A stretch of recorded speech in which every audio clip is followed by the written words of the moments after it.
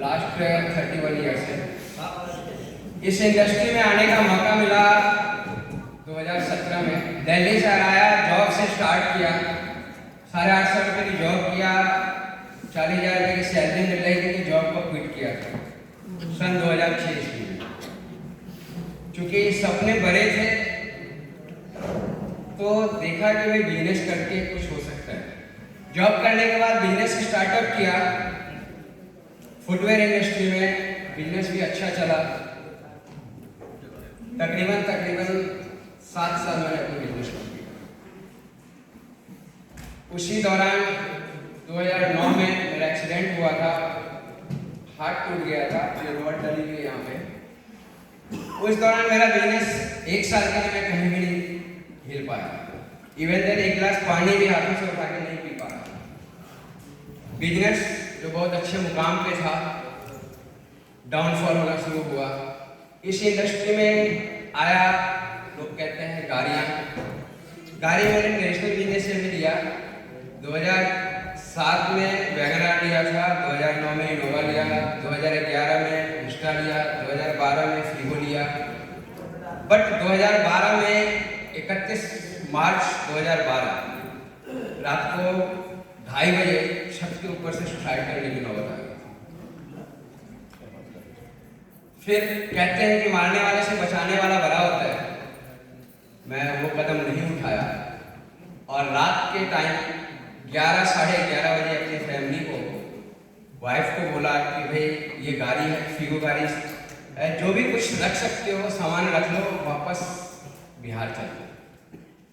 सोच सकते हैं जो लेडीज शादी हुई, 9वें दिन मेरा एक्सीडेंट हो गया था, बिहार से दिल्ली आ गया था, एक्सीडेंट हुआ और 11वें दिन से जो लेडीज मेरे साथ रह रही है, उस लेडीज को अगर 10 साल बाद रात में कहा जाता है कि इस गाड़ी में सामान पैक कर लो, पता नहीं दिल्ली वापस आएंगे कि नहीं आएंगे, क्या बीत सकती है। बट कहते हैं कि वो प्रकृति जो करता है अच्छे के लिए करता है।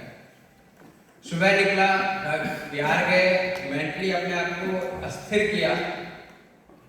4.5 महीने बाद वापस दिल्ली शहर आया। जिस गली में रहते थे उस गली में मेरे कुछ रिलेशनशिप थे। 3 दिन 3 रात तक उनके घर में खाना नहीं खाया। ये इंसान वापस जिंदा कैसे? मैं जब कुछ समय हुआ, मेरा टारगेट था 50 साल जब मेरी उम्र होगी तो मैं बुक्स लिखूंगा अपने ऊपर। बट जब कोविड के बाद से ऑनलाइन का जमाना चल रहा है तो अब उसका वीडियो मैंने 30 साल की उम्र तक के अपनी जो लाइफ में मैंने स्ट्रगल किया है, सारी चीज़ मैंने बनाया है।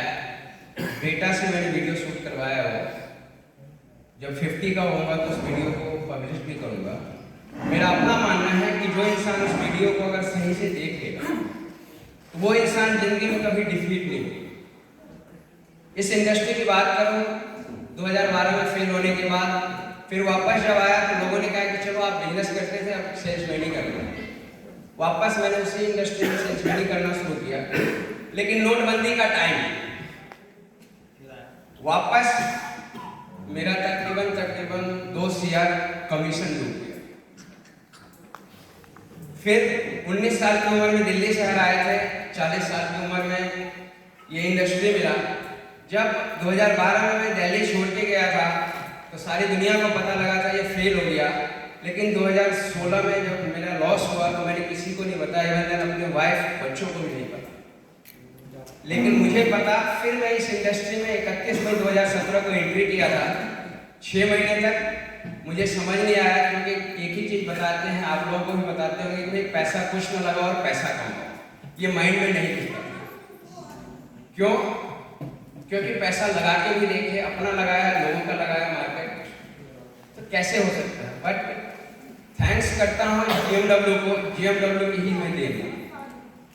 31 दिसंबर 2017 को मुझे उस कंपनी में RTP बोला जाता था, जानने का मौका मिला। पहले दिन मैं घूमने फिरने एंजॉय के लिए गया था। आज भी बहुत सारे लोग यहाँ उसी लिए हो सकते हैं आए हुए हैं। लेकिन अगली रोज फिर सुबह 6 बजे द सेक्रेट मूवी मैंने देखा हम लोगों ने। वो मूवी ने मेरा माइंडसेट बदला। मैं जितना बात उस दिन समझ में आया कि यहाँ कुछ ना कुछ है और कुछ नहीं समझ आया। और उसी दिन नेक्स्ट आरटीपी की अनाउंसमेंट हुई जीएमडब्ल्यू की। फर्स्ट डे मेरे अपलाइन ने पैसे दिए थे फर्स्ट जीएमडब्ल्यू आरटीपी का। सेकंड आरटीपी का मैंने खुद जाकर पहले टिकट ली, और वो दिन है और आज का दिन है, मैं कोई भी ट्रेनिंग्स नहीं छोड़ता।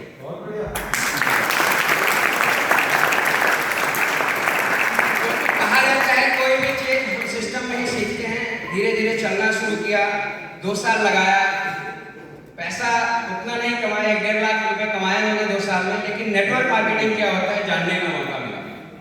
वो कंपनी नॉर्थ इंडिया से स्विच हो गई, बाहर चली गई, अब क्या करें। फिर वेस्टीज के बारे में जानकारी मिली, तो उस कंपनी में जो चैलेंजेस आए थे वो जानकारी लिया। इवन देन जहाँ से मैं बिलोंग करता हूँ उस जिला में 11 ऑफिस है, जानने का मौका मिला। धीरे धीरे स्टार्टअप किया। कुछ दिन के बाद मेरे डायरेक्ट स्पॉन्सर, जैसे अभी राजेश सर कह रहे थे, चीजें मेरे अपलाइन कर गए। तो थैंक्स करता हूँ मधुकर सर का, एक बार जोरदार क्लैपिंग।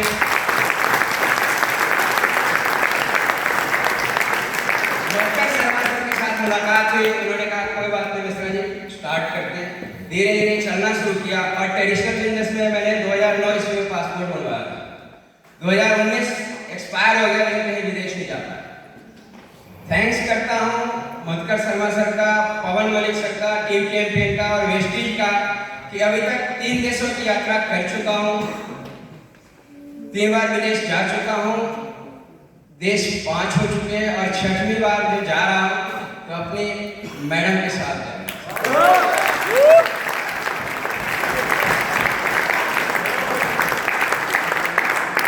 सिंगापुर से हम आए थे, ट्रेडिशनल बिजनेस में मैंने अपने मम्मी पापा को फ्लाइट में घुमाया था। वेस्टीज के माध्यम से बेटा बेटी को भी फ्लाइट में मैं गोवा लेके गया हुआ हूँ, और मैडम मेरी कभी फ्लाइट में नहीं जा पाई अभी तक। तो जब सिंगापुर से आने के बाद मैंने आते ही मैडम को कहा था कि मैडम फ्लाइट की यात्रा करेंगे, विदेशी करेंगे।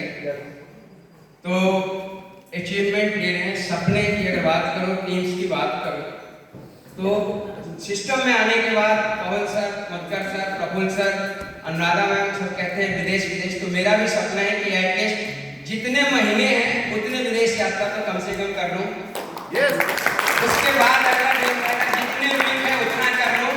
तो टीम चैंपियन का साथ बने रहिए। और जीएमडब्ल्यू जो हो रहा है, मैं यही कहना चाहूँगा, सीखने समझने का हमें यही पे टाइम मिलता है। इसको जितने जल्दी हम सब एडॉप्ट करेंगे उतने आगे बढ़ेंगे। Thank you. Thank you so much.